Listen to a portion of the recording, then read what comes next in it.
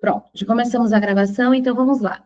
Sejam todos bem-vindas novamente, tá? Fiquem à vontade. No finalzinho, eu vou abrir um espaço para tirar dúvidas, para vocês compartilharem aí algo que vocês desejem compartilhar, porque a ideia aqui é que a gente aprenda juntas, tá? Por isso que eu ia fazer direto lá no YouTube e resolvi fazer aqui pelo Meet, porque eu acho que vai aproximar mais a gente vai poder trazer insights aqui, a gente vai poder bater um papo legal juntas, tá? Então, fiquem super à vontade. Vocês estão vendo minha tela, né?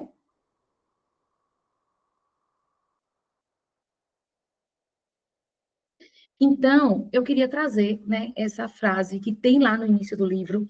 Eu tenho um PDF desse livro, ele não está completo, mas eu vou compartilhar com vocês, tá? O livro, ele está em falta, tá? Ele está em falta, mas eu perguntei, e eu perguntei num grupo que eu tenho, né, de psicólogas, e uma das psicólogas me informou que está em falta por conta da editora, mas não é que vai lançar uma edição nova, não vai haver nenhuma mudança assim que justifique que a gente não estude mais o livro. Então, nós vamos fazer o grupo de estudo e, com certeza, em breve, ele vai estar disponível aí nas principais plataformas de vendas, né? Para quem estava me perguntando, teve uma pessoa que me perguntou, né, que o livro não estava mais disponível. E aí não é uma mudança de edição, né? Só queria trazer isso para vocês. Não é uma mudança de edição. O livro está em falta por conta de ajustes da editora, mas não vai vir aí uma nova edição, tá? E eu amo essa frase que tem no início do livro. Gente, eu amo demais essa frase, porque assim, eu confesso para vocês que nem sempre eu fui uma leitora árdua, né? Mas hoje o meu hobby é leitura, eu amo estudar. Eu amo ler, eu estudo todos os dias, eu leio todos os dias. E foi pensando nisso, né, em compartilhar esses conhecimentos, que eu resolvi fazer esse grupo de estudos. Né? Quem me acompanha lá no Instagram sabe que eu acordo cedão, sofro bullying das minhas colegas, porque elas falam que eu acordo muito cedo, né? Mas é o único momento que eu tenho aqui nessa vida de mãe para estudar. Então, acordo bem cedinho para estudar e vou compartilhar um pouquinho do que eu aprendi ao longo de todos esses anos e um pouco do que eu aprendi com esse livro para vocês, tá? Então, livros não mudam o mundo. Quem muda o mundo são as pessoas. Os livros só mudam as pessoas. Eu amo essa frase, eu acho que faz todo sentido, principalmente para a nossa prática enquanto profissionais da psicologia, porque a gente lê bastante, a gente estuda muito, e isso é muito importante. Sempre que eu estou atendendo uma psicóloga ou estudante de psicologia, eu pergunto, qual livro você está lendo no momento? Né? E se a pessoa não está lendo nada, eu sempre incentivo a leitura, porque a leitura é fundamental no nosso trabalho, tá? Não só ler livros técnicos, como também outros livros para a gente poder ajudar cada vez mais os nossos pacientes. E é por isso que a gente está aqui, tá? E aí, ele vai trazer, o autor, a princípio, ele já vai trazer sobre o grande número de transtornos alimentares que a gente encontra hoje em dia, né? Então, a gente vai perceber, assim, um aumento, né, gigantesco da quantidade de diagnóstico de transtornos alimentares. No início do livro, ele já vai trazendo isso, assim, com bastante propriedade, e isso é o que a gente vê o tempo inteiro, né? Seja na mídia, seja nas redes sociais, né? Se a gente for falar aí das redes sociais no geral, muitas pessoas falando sobre isso. E aí eu chamo a atenção de vocês para uma coisa. Muitas pessoas falando sobre isso de forma leiga, no senso comum. E nós, profissionais da psicologia, que somos peças fundamentais dentro do tratamento dos transtornos alimentares, eu vejo que muitas pessoas têm pouquíssimo conhecimento na área, tá? Quando eu comecei no Instagram em 2017 e comecei falando que fazer dieta engorda, eu quase fui crucificada, né? Na minha cidade, eu moro numa cidade pequena do interior da Bahia, eu quase fui crucificada pelas nutricionistas. Pensavam que eu estava fazendo um desserviço para a população, dizendo que dieta não emagrece, né? Só que eu estava me referindo às dietas restritivas. E essas dietas, sim, elas não ajudam os pacientes. Me contem aqui no chat, quem aqui já fez dieta e não conseguiu perder peso? Ou se conseguiu perder peso, voltou aí o peso no tempo recorde, né? Não conseguiu manter a longo prazo. Dificilmente alguém fez uma dieta e conseguiu manter a longo prazo. ou se fez uma dieta e perdeu bastante peso, não conseguiu manter. É sobre essas dietas que nós estamos falando. E aí, ele vai trazer o foco do livro, o foco do trabalho do autor, é a terapia cognitivo-comportamental. E a terapia cognitivo-comportamental, ela aparece, né, como a principal estratégia, a principal abordagem para a gente trabalhar com pacientes de transtornos alimentares e obesidade, tá? Para obesidade, para emagrecimento especificamente, é o nosso padrão ouro atualmente. Então, me sinto muito segura, me sinto muito confortável em aplicar, em praticar e aplicar a TCC com os meus pacientes, né, para os resultados que eles desejam, tá? Então, no prefácio, ele vai trazer bastante disso. E aí, ele traz também o objetivo do livro, que é importante que vocês entendam. Qual é o objetivo desse livro, né? Se alguém tiver, pode ir acompanhando, eu estou no capítulo 1, mas vocês podem ir acompanhando que eu fiz um esboço, um resumo de todo o capítulo. Mas eu quis trazer do início, né, do prefácio, de tudo, do objetivo do livro, para vocês entenderem se esse grupo de estudo faz sentido para vocês. Porque nós vamos ficar aqui, no mínimo, uns 15 encontros conversando sobre ele, tá? Então, assim, o objetivo do livro é levar para nós, profissionais de saúde, para nós, psicólogos, para os leitores, um tratamento embasado no modelo cognitivo comportamental e nas novas evidências científicas que a gente vai poder aplicar na prática clínica. Ele é um livro muito prático. Claro que ele está dividido em 3 partes, certo? Nessa primeira parte, a gente vai falar bastante sobre a questão dos transtornos em si, né? Da epidemiologia dos transtornos. Então, ele é uma parte mais teórica, vamos dizer assim, mas eu garanto para vocês, a gente precisa entender essa parte. Nós precisamos entender, nós precisamos nos apropriar. Por quê? Você vai, né, quando eu comecei a falar de obesidade, de emagrecimento, eu me destaquei nas redes sociais. Eu me destaquei com esse nicho. E eu fui convidada para palestras. As nutricionistas começaram a me convidar para grupos de emagrecimento, para parcerias, para lives. Então, é importante a gente conhecer o tema de uma forma aprofundada, porque senão não vai fazer sentido nenhum. Você não ter propriedade do que você está falando não vai fazer sentido nenhum. Então, essa primeira parte, a gente vai falar sobre os aspectos diagnósticos, sobre a epidemiologia. Então, uma parte mais teórica. Da segunda e na terceira parte do livro é que nós vamos falar mais da parte prática, mas é muito importante vocês entenderem esse início, né?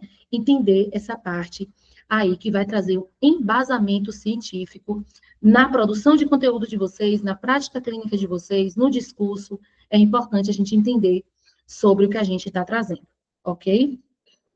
E aí, como eu já trouxe para vocês, essa primeira parte, ela trata desses aspectos diagnósticos. Então, a gente vai entender aí, no primeiro capítulo, quais são esses critérios, né? Enfatizando, claro, as comorbidades, o diagnóstico, como é que a gente chega nesse diagnóstico aqui. Então, nessa primeira parte, além desses aspectos diagnósticos, nesse primeiro capítulo em específico, a gente vai trabalhar bastante a questão dos critérios diagnósticos, tá? Inclusive, gente, eu fui lá no DSM-5-TR para verificar se havia alguma mudança, né? E não houve nenhuma mudança, tá? Então, o livro está bem atualizado mesmo, porque quando me chamaram no direct, perguntando se havia previsão de uma nova edição, eu fiquei preocupada. Falei, nossa, divulguei um grupo de estudos e agora o livro vai ter uma nova edição. Mas até então, não vai, tá? Nada mudou lá no DSM-5-TR. E aí, o que é que acontece? A gente vai ter esse livro todo dividido, como eu já falei para vocês, mas, mesmo assim, eu vou trazer capítulo por capítulo para vocês, tá?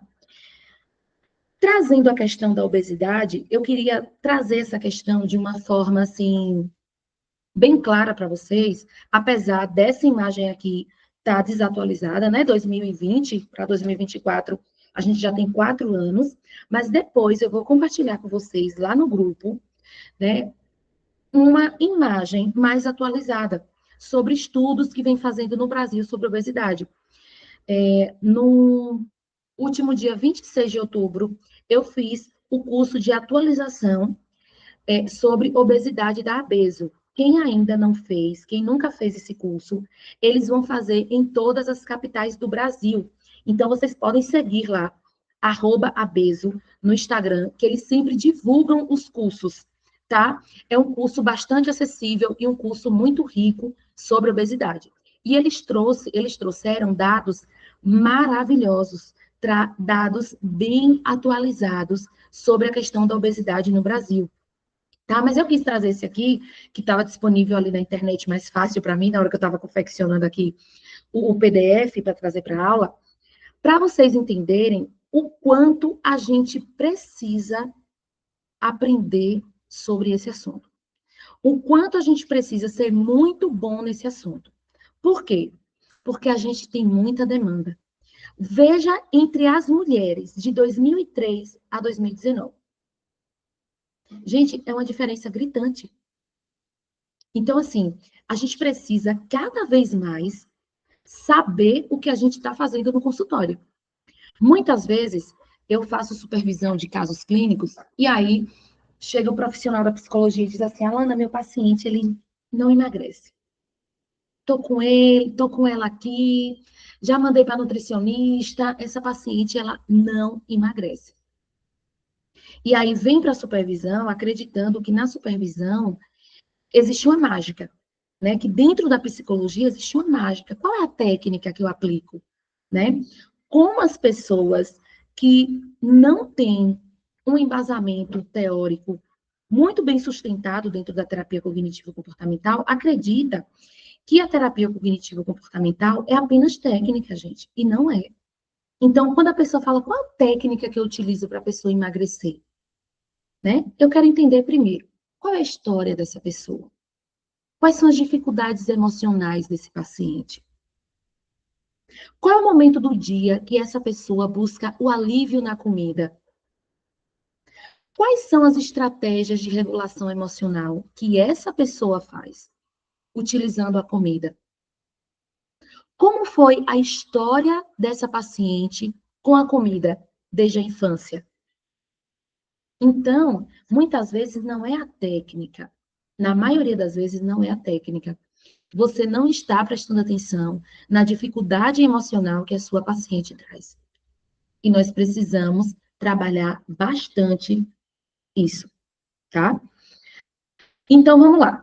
Eu trouxe isso aqui só para trazer um panorama geral para vocês. Inclusive, aqui daria uma postagem, né? Gosto sempre de trazer a produção de conteúdo. Aqui daria uma postagem, trazer os índices, trazer a questão da obesidade no Brasil, o quanto a população ela vem adoecendo, porque a obesidade é uma doença muito séria, que precisa de tratamento contínuo, crônico, né? Se falou muito sobre isso no curso da Abeso, tratamento crônico. Então, não adianta você prometer para sua paciente que ela vai emagrecer em 60 dias que ela não vai, tá? Não adianta você dizer para sua paciente que em 10 sessões ela vai estar boa, que ela não vai, que ela vai conseguir emagrecer, que ela não vai.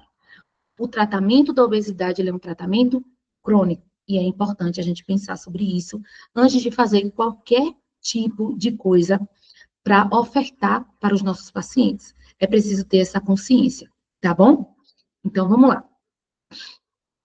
E aí, no primeiro capítulo, nós vamos trabalhar os aspectos diagnósticos, epidemiológicos e teóricos nos transtornos alimentares, como eu já trouxe aqui para vocês.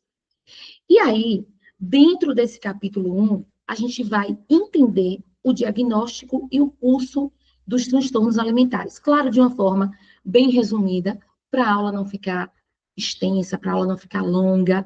E pensando que isso aqui é um resumo. Eu acredito que vocês, quem não leu ainda o capítulo 1, vai ler depois e vai voltar na aula para tirar qualquer dúvida que precisar. Mas, a princípio, é um resumo do diagnóstico e curso desses transtornos alimentares, tá certo? E aí, o que é que a gente vai aprender no capítulo? A classificação, nós vamos entender se a obesidade é ou não uma doença, características, critérios, curso e diagnósticos de anorexia, bulimia nervosa e transtorno de compulsão alimentar, tá? E aí, é importante a gente pensar, a princípio, o que é um transtorno mental, né? Um transtorno mental, a gente vai pensar diretamente se aquele conjunto de sinais e sintomas persistentes causam um prejuízo na vida daquele paciente. Ou se aqueles sintomas, se aqueles sinais, se aquele comportamento da pessoa, ele prejudica direta ou indiretamente os outros que estão à sua volta. Então, eu gosto sempre de perguntar isso para os meus pacientes. Isso que você está vivenciando hoje, você acredita que incomoda seu esposo, sua família? Alguém já te falou que isso não está legal, que isso está te prejudicando, que isso de alguma forma está te trazendo prejuízo? Eu gosto sempre de fazer essa pergunta bem ampla. Por quê? Porque a pessoa pode falar, meu marido reclama, minha esposa reclama, minha mãe já me falou sobre isso, minha mãe sempre me alertava sobre isso. Então, é importante a gente entender o funcionamento dessa pessoa para a gente identificar aqueles sinais, aqueles sintomas que são persistentes, que são prejudiciais para o paciente, inclusive para os outros, tá? E aí é importante a gente trazer também a questão da obesidade. Por mais que no senso comum as pessoas acreditem que a obesidade é um transtorno, a obesidade ela não é um transtorno mental, tá? Mas isso não quer dizer que ela não tenha, né, que a obesidade não tem aí os aspectos emocionais totalmente interligados. A gente sabe que o paciente que ele não consegue emagrecer, ele tem uma dificuldade emocional. O paciente que não consegue emagrecer, ele tem uma dificuldade emocional. E o nosso trabalho, enquanto psicóloga, é entender quais são essas dificuldades.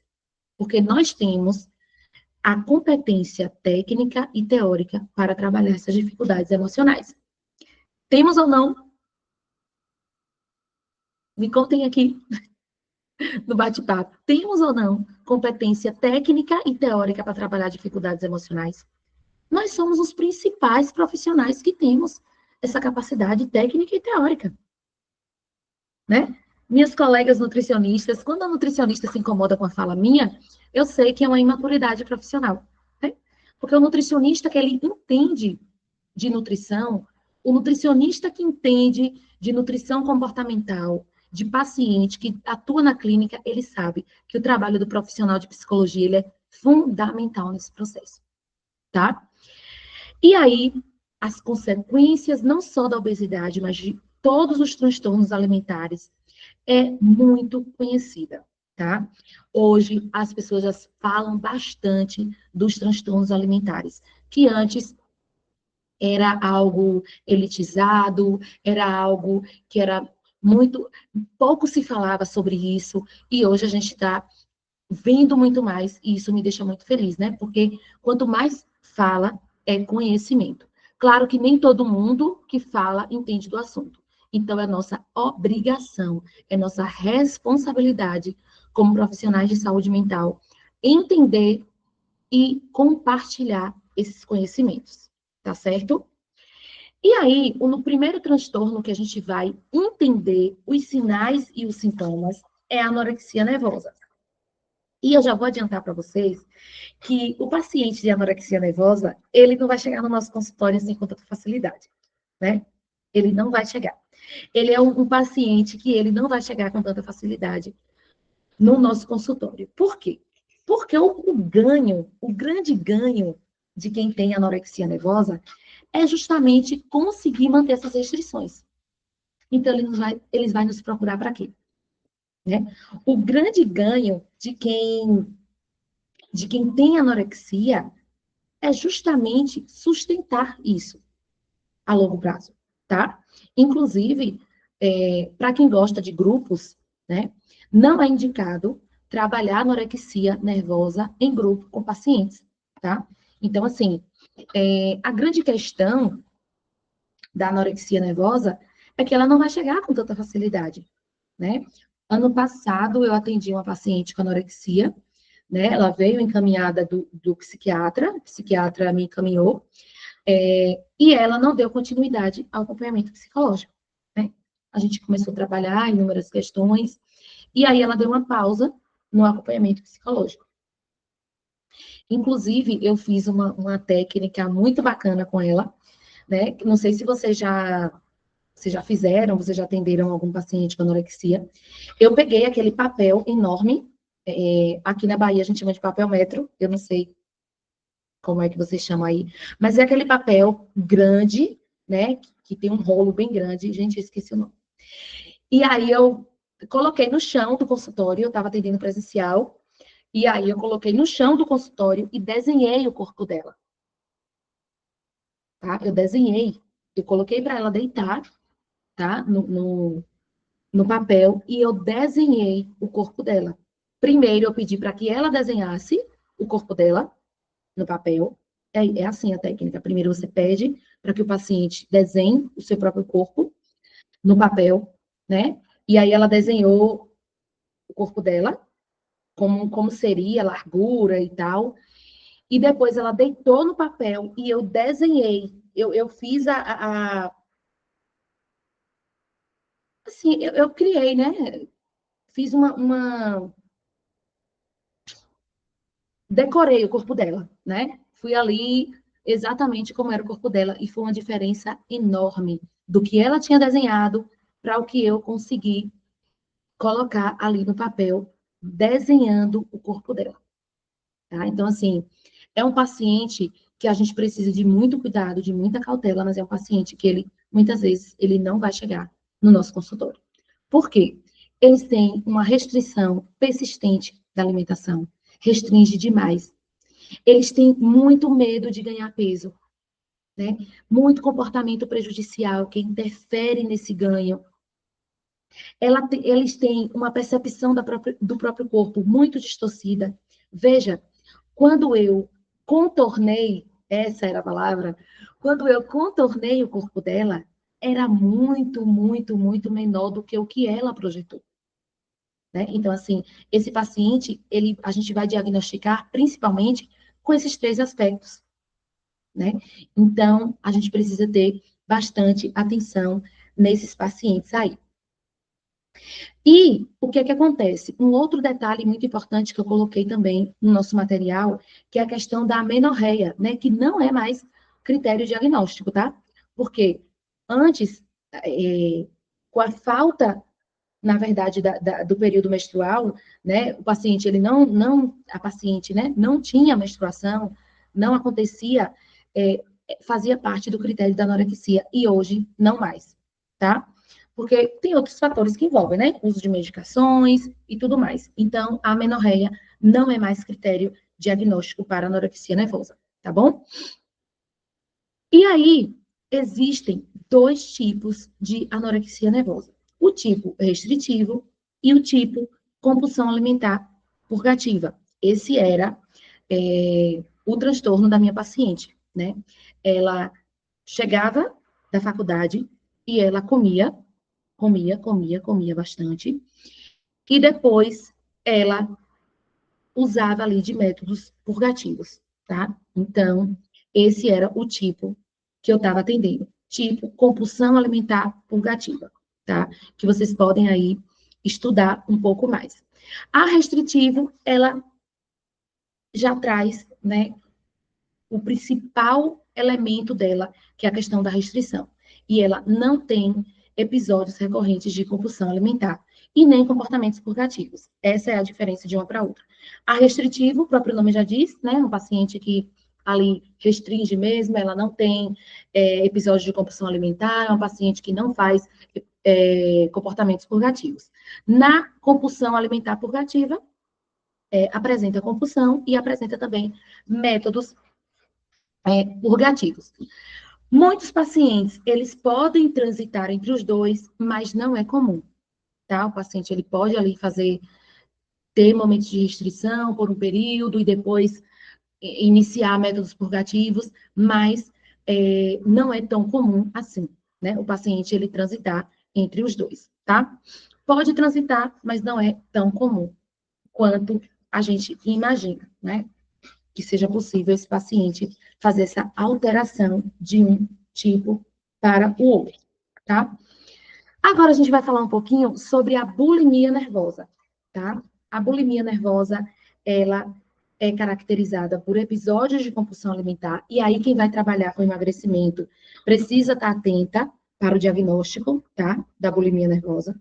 Precisa muito estar atenta para esse diagnóstico, certo? Então, o paciente, ele apresenta também comportamentos compensatórios inapropriados, então, é aquela pessoa que vai na academia de manhã, faz funcional, ela vai na academia à noite, porque ela tem aula de dança, e depois ela vai fazer musculação em outro horário. Então, assim, é um paciente que a gente precisa ter atenção em alguns comportamentos, porque a gente vai precisar identificar quais são esses comportamentos inapropriados que esse paciente apresenta. Comportamentos compensatórios inapropriados, tá? Então, a gente vai ter que ter bastante atenção o que é que essa pessoa traz sobre alimentação. Eu estou usando o sal rosa do Himalaia, porque o sal rosa, ele tem isso, tem aquilo, né? Então, assim, é aquela pessoa que está muito antenada com a alimentação, que está muito concentrada ali em várias coisas. E é importante também a gente prestar atenção nesses discursos, não só para a questão do diagnóstico, para a gente entender se esse paciente ele está muito fissurado nessas ideias, né? Se é um paciente que ele realmente essa preocupação dele é produtiva em relação à alimentação. Então é muito importante a gente pensar sobre isso, né? Eu tinha uma paciente que ela é médica, né? E aí ela falou assim, Alana, eu vou fazer uma restrição, mas assim, é só para eu perder uns quilinhos, para eu me animar, e aí depois eu volto para a terapia, né? Perder uns quilinhos para me animar, e depois eu volto para a terapia. Por quê? Porque o processo do emagrecimento consciente, o emagrecimento saudável, o emagrecimento que não vai fazer o corpo do nosso paciente sofrer, né? Ele sofre e o corpo dele também sofre. Passa por restrição, passa por tantas coisas. E aí eu falei assim, ó, eu não te oriento você fazer isso. Mas se você decidir fazer isso, eu vou te respeitar. E aí ela foi, fez o desafio, né? Conseguiu emagrecer alguns quilos. Era finalzinho de ano, né? Esse desespero, essa loucura que as pessoas entram agora no final do ano, porque vai para a praia, porque vai encontrar a família, vai encontrar os parentes chatos que vai dizer que você tá gorda, né? Que você engordou, que você emagreceu, que você tá baixa, tá alta, tá tudo. E aí ela foi, emagreceu e depois estava sofrendo porque não conseguiu manter aquela alimentação e engordou, né? Engordou tudo novamente e muito mais. Então, assim, é importante a gente entender o discurso do nosso paciente, não só para a gente fazer um diagnóstico, mas para a gente entender como ele pensa, quais são as crenças em relação a essa alimentação, o que é que ele pensa sobre o próprio corpo, né? Porque na bulimia, a gente vai entender também que o paciente, ele faz autoavaliações indevidas em relação à sua forma corporal, né, em relação ao peso. Então, é importante a gente entender esses discursos, não só para diagnosticar, mas também para entender quais são as crenças que esse paciente tem, né, sobre essas questões aí. E aí, esse paciente de bulimia nervosa, muitas vezes, ele vai apresentar um IMC de normal a sobrepeso, tá? Gente, olha, lá no curso da BESA, se falou muito sobre a questão do IMC, o índice de massa corporal, tá? Nós não podemos hoje, quando a gente fala de tratamento de obesidade, quando a gente fala de emagrecimento, esqueça o IMC. Por mais que seja um parâmetro de avaliação, vamos esquecer o IMC. É tanto que eu tirei o IMC da minha entrevista clínica. Na minha anamnese não tem mais IMC. Né? Depois do curso da BES, eu fui lá e tirei. Por quê? Porque, percebam. Se o nosso paciente, ele está com 110 quilos, ele perde 2. Vocês acreditam que ele vai ter ganho? Algum ganho, se ele perde 2 quilos? Ele está com 110. Ele perde 2 quilos, ele fica com 108.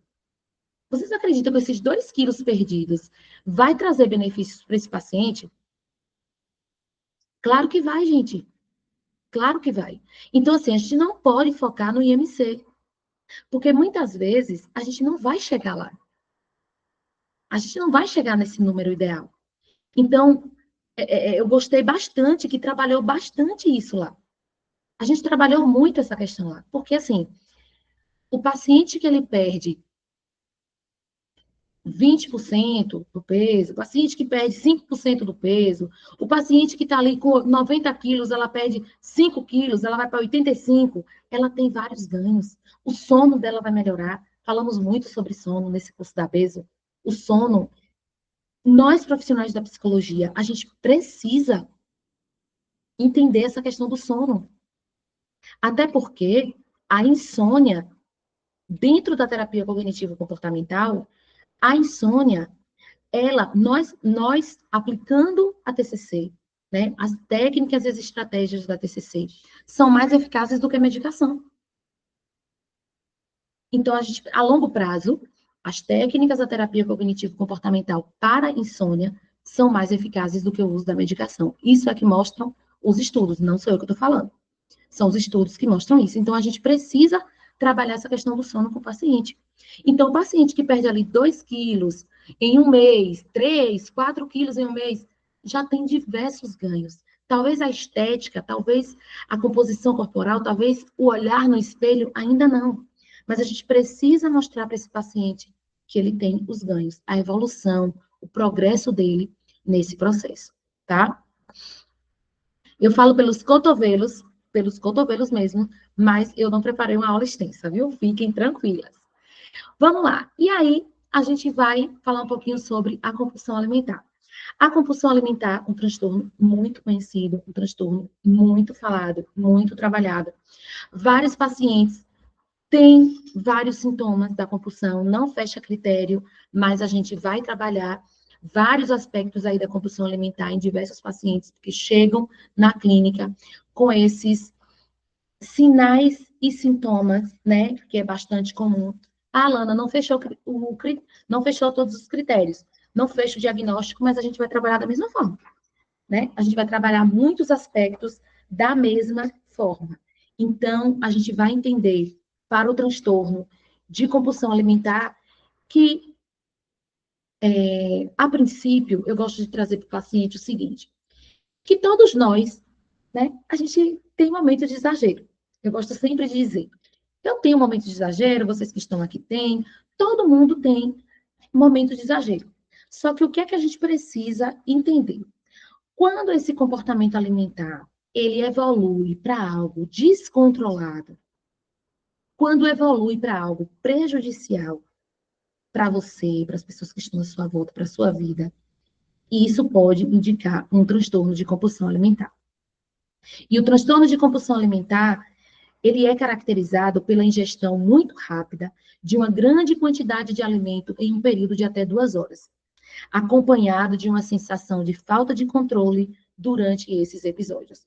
Essas situações, elas vão acarretar para o nosso paciente angústia, né? Vai impactar negativamente a qualidade de vida. Então, é aquele paciente que ele sofre com essa alimentação descontrolada, com essa falta de controle na ingesta alimentar, certo? É importante a gente trazer no início, né, como a psicoeducação, inclusive eu trouxe um trecho da minha psicoeducação aqui para vocês. Quem quiser tirar foto, fazer um post, fazer um comentário depois nas redes sociais de vocês e falar sobre isso, é esse trecho aqui que eu utilizo para psicoeducar o meu paciente. Eu faço exagero, eu cometo exageros. Eu exagero na alimentação em algumas situações. Isso é comum. Mas o que eu quero trazer para você é que quando esses exageros, quando esse comportamento, ele está te prejudicando, quando ele está trazendo prejuízos para a sua vida, isso pode indicar sintomas de transtorno de compulsão alimentar. Então, essa psicoeducação, ela é importante, tá? Para os nossos pacientes, para eles entenderem todo esse processo e a gente conseguir fazer esse diagnóstico de compulsão alimentar, ok? E aí, a gente vai ter também no DSM outro transtorno alimentar especificado, que eu acabei de trazer para vocês, né? Muitas vezes o paciente, ele tem alguns sintomas, mas eles não preenchem todos os critérios. E aí, nesses casos, o que é que a gente vai fazer? A gente vai entender, a gente vai classificar como F50.8, outros transtornos alimentares especificados, que vai entrar também nesse escopo, né, de transtornos não especificados. A anorexia nervosa atípica, a bulimia nervosa de duração limitada e a síndrome do comer noturno, entre outros aí, que já é do nosso conhecimento dentro dos transtornos alimentares, tá certo? Então, a gente vai usar essa nomenclatura aí para o diagnóstico. Eu gosto sempre de trazer a questão do código, né? Justamente para quando a gente for encaminhar. Eu só encaminho o meu paciente quando eu envio um relatório, o relatório de encaminhamento para o psiquiatra. Tem psiquiatra que lê, tem psiquiatra que não lê, mas eu só encaminho o meu paciente com um encaminhamento, dizendo qual é o diagnóstico do paciente, em qual momento da terapia nós estamos, se a gente está na fase de avaliação, se a gente já fez o plano de tratamento e se já estamos colocando esse plano de tratamento em prática, e na maioria dos casos, os psiquiatras recebem muito bem e dão feedback. Tem outros que nem olham, o paciente entrega, ele desconsidera, mas o meu paciente, ele só vai encaminhado dessa forma. E sempre que é um profissional aberto para conversas, para sugestões, eu ligo, entro em contato, converso, isso é enriquecedor, tá? Isso é muito importante. Muito importante, inclusive, para a gente fazer network, para a gente mostrar o nosso trabalho, para a gente ajudar ainda mais os nossos pacientes, né? É uma forma bacana de divulgar o nosso serviço. Se você ainda não faz isso, anota aí, para você entender quais são os profissionais que estão acompanhando os seus pacientes junto com você. Entre em contato com eles, né? E faz aí esse network, que é bem bacana. Além de ajudar seus pacientes, você também vai estar divulgando aí o seu trabalho, que a gente precisa muito, muito, muito, muito, tá? E eu queria agradecer a vocês, né, por estar aqui comigo. A minha ideia é sempre trazer aulas aí de, no máximo, 40 a 50 minutos, para que vocês não desistam de mim ao longo desse grupo de estudos, porque são 15 encontros. Não desistam de mim, a gente vai estar no Natal juntas, então não desistam de mim, não me deixem aqui falando sozinha, tá? E eu preparei uma surpresa para vocês, né? Como eu trouxe aqui, como eu disse no início, eu preparei uma surpresa para vocês, tá? Vocês topam, gente, um desafio? Vocês topam? Vocês topam, eu tenho certeza que vocês topam.